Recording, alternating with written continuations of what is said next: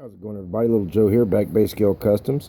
Just wanted to show you guys, I did do the matte on the roof, and that red line there, I'm going to add more to it and make it more redder, kind of like the doors. I like how that is. But I got a little bit of a situation. I got these tape marks in the clear, but I put enough clear on it that it should all buff out and look good. But I think it looks good. Me and my dirty fingernails from working, but I think it looks good.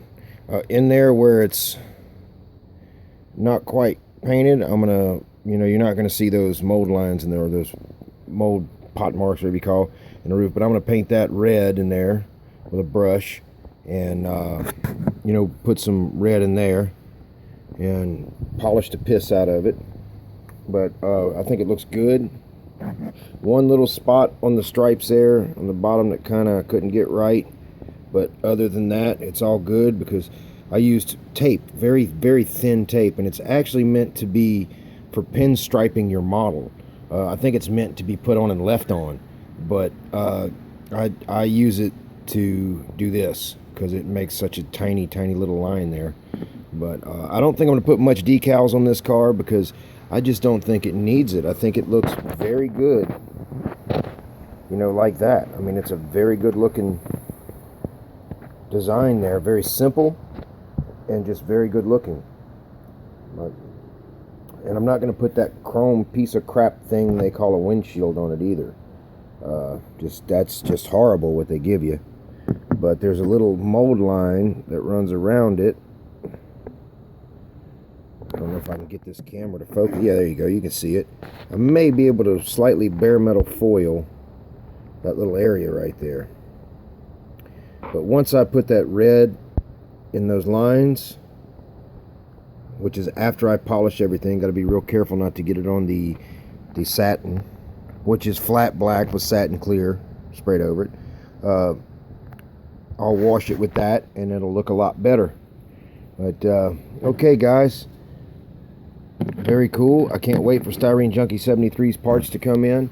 I think that's what's going to make this model pop, because that's the only thing lacking in the kit is those velocity stacks that they give you. They molded them at the top side of the stack instead of the bottom side of the stack. So the beveled lip that flares out, you have to kind of guess on how you can trim it. You can't just cut it off the sprue with sprue cutters. It's a little bit of a process.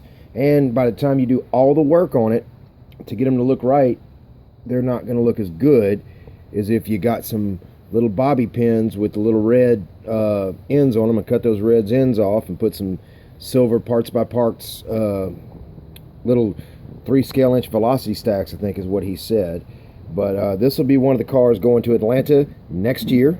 I'm going to be in, it's the 20th anniversary.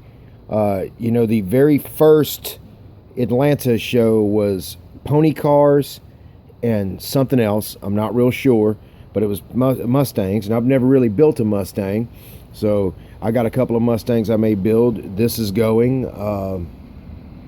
and it should be okay, So y'all look into that. There's some pretty cool years where they did lead sleds and lowriders and 32 Fords and dragsters and vans and monster trucks or whatever. They did all kind of things over the last 20 years, and you can build whatever you want to build. So I think for this coming year, I'm going to try to build a little bit of everything, the best of what I would think, what I would want to build.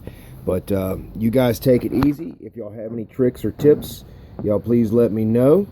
And that'd be that. Everybody have a happy Thanksgiving, and we'll see you later.